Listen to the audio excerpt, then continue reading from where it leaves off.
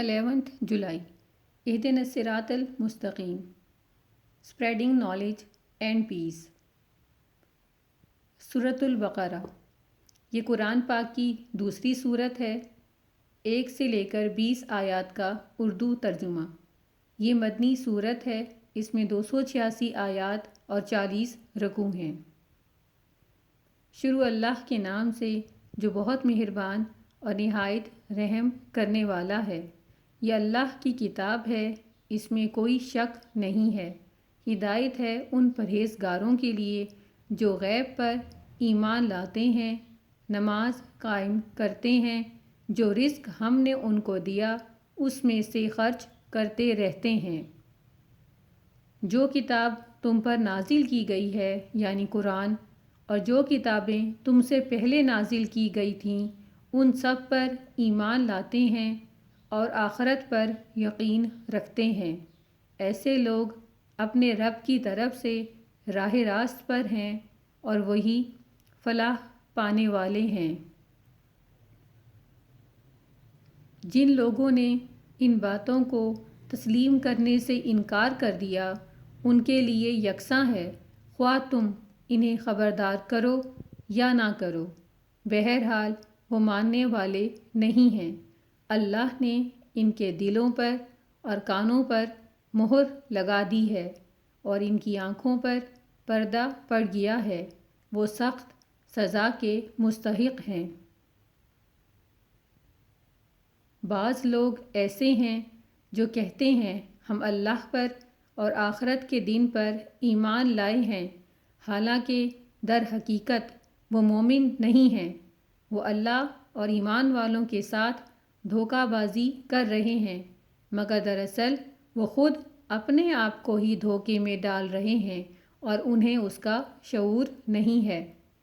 ان کے دلوں میں ایک بیماری ہے جسے اللہ نے اور زیادہ بڑھا دیا ہے، اور جو جھوٹ وہ بولتے ہیں اس کی پاداش میں ان کے لیے دردناک سزا ہے۔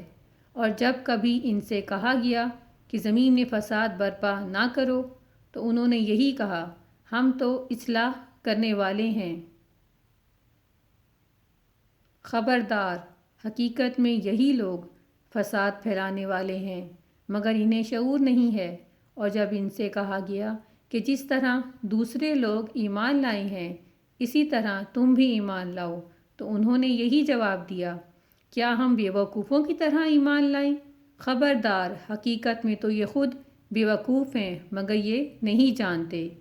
جب یہ اہل ایمان سے ملتے ہیں تو کہتے ہیں ہم ایمان لائے ہیں، اور جب علیحدگی میں اپنے شیطانوں سے ملتے ہیں تو کہتے ہیں اصل میں تو ہم تمہارے ساتھ ہیں، اور ان لوگوں سے محض مذاق کر رہے ہیں۔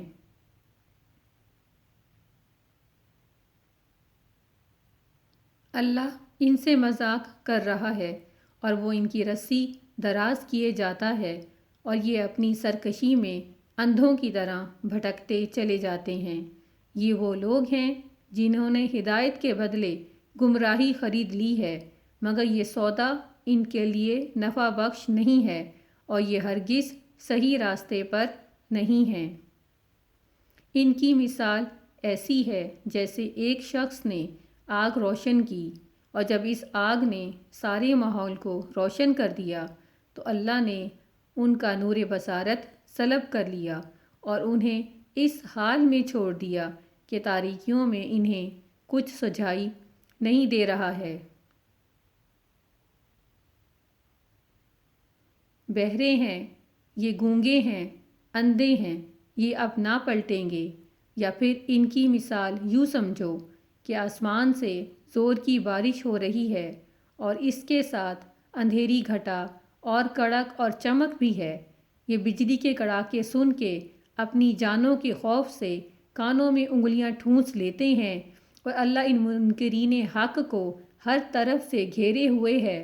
چمک سے ان کی حالت یہ ہو رہی ہے کہ گویا عنقریب بجلی ان کی بصارت اچک کر لے جائے گی۔